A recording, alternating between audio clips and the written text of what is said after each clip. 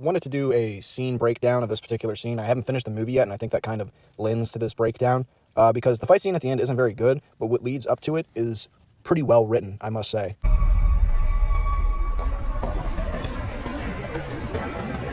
Mind if I share your table? I'm Sandy. So was I, last week, on a beach in Florida.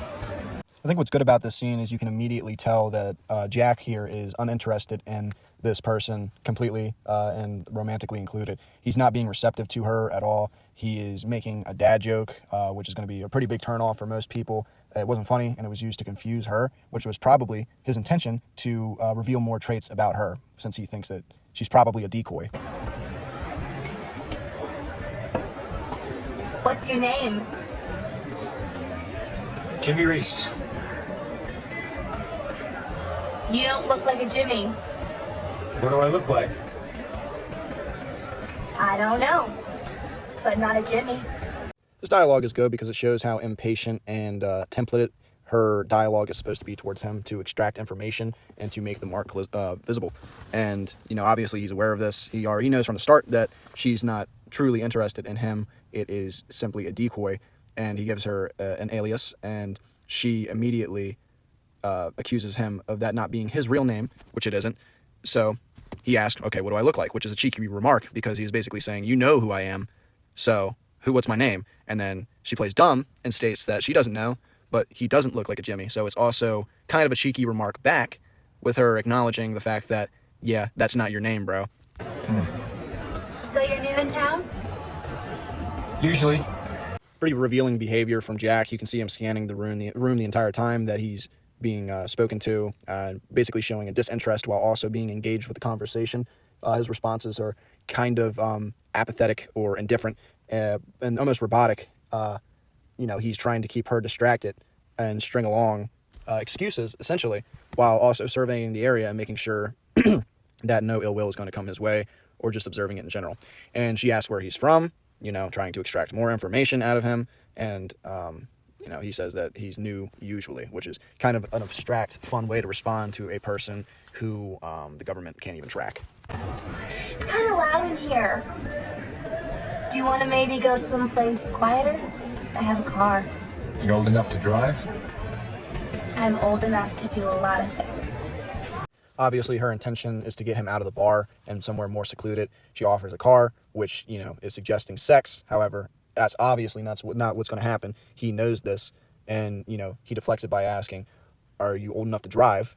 Is this girl underage, as to not get him into any trouble? Of course, that's not what he's really concerned about, but, better to cover all bases. And then she responds, I'm allowed to do a lot of things, not explicitly answering the fact that, she is of age, but even still, she wants him to get away from it, and he is not being receptive whatsoever. I'm on a budget, Sandy.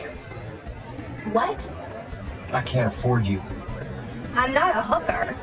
Oh, then I really can't afford you. Seriously, I work at the auto parts store.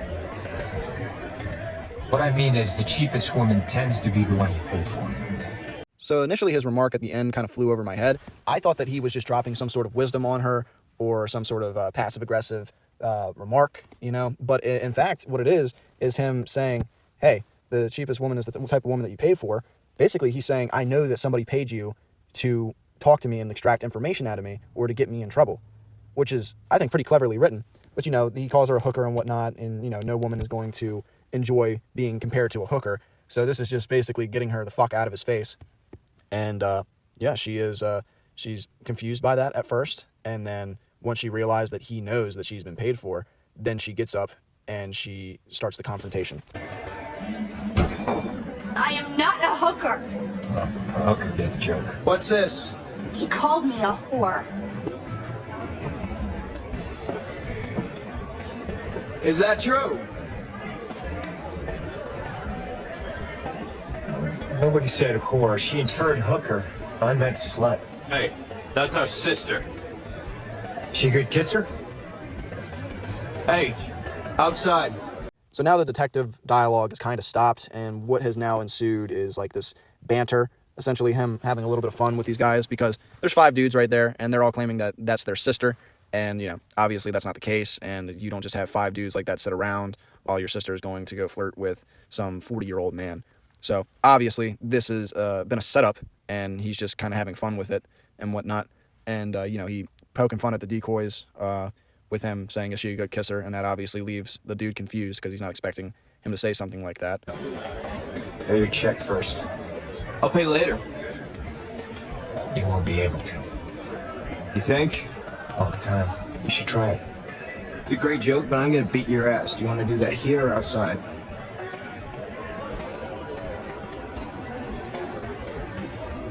Outside. You can see that Jack is almost defeated in nature in this scene, not because he's scared or intimidated, but because he does not want to get into this confrontation, because he knows that it's going to lead to some level of trouble, and he knows that that is exactly what they were paid to do in the first place. So, Sandy, her as a decoy didn't work initially, so then the failsafe is these guys, which, isn't actually to win the fight, but instead to get Jack into some trouble. And, he threatens the decoy. Decoy is obviously not going to be receptive to the threat and play Billy Badass, and then they agree to go outside. But he's adamant about fighting, and that's because, there's 5 of them on one, but that's just so he could face more charges of assault and battery, not to win the fight. Stay here, Sandy. I don't mind the sight of blood. When it means you're not pregnant anyway. Funny abortion joke aside, this scene is just basically them playing the character and whatnot, him saying, stay here, Sandy. In reality, he couldn't give a fuck if she stayed there or not. But yeah, this is just kind of segueing into the actual fight scene itself and him getting off a very witty remark.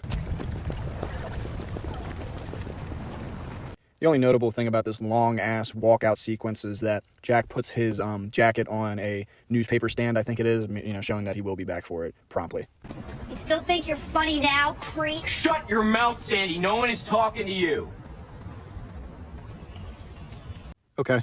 I think that this scene could, possibly be him getting pissed off that she wasn't able to do her job correctly. So, just venting some frustration out to the poor woman here. It's your last chance to walk away.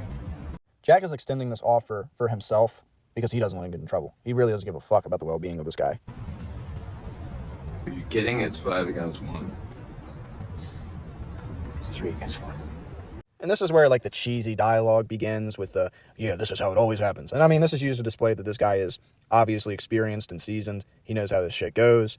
And, they're basically good as dead here. But I'm not a huge fan of the dialogue. I just think it comes off as too cheesy. But anyways, enjoy the fight scene between them in 1.5 speed. How do you figure? Once I take out the leader, which is you, I'll have to contend with 1 or 2 enthusiastic wingmen. Last 2 guys, I always run. Well, you done this before? It's getting late. Remember, you wanted this. It's okay. You're okay. Get up. Oh! Okay, now we know who's who. Let's get this done.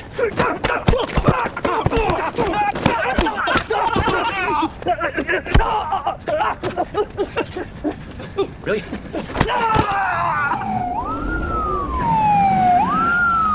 The thing that's notable about this scene is the fact that the last 2 guys literally run towards the cop cars, which means that they're working with the cops, confirming Jack's suspicion the entire time. And the fact that they were going to continue to fight against Jack, until he broke that dude's leg, because they're getting paid to do it and whatnot. But yeah, and then the final chick, she runs away from her brothers, instead of with them, which would have made more sense, showing that they really don't have any relation at all. And, Jack says, you wanted this to the one guy, which is like, you're fucking with me. Like, you're getting me into trouble. And you could have avoided this whole situation by not setting me up. That's a pretty impressive response time, fellas.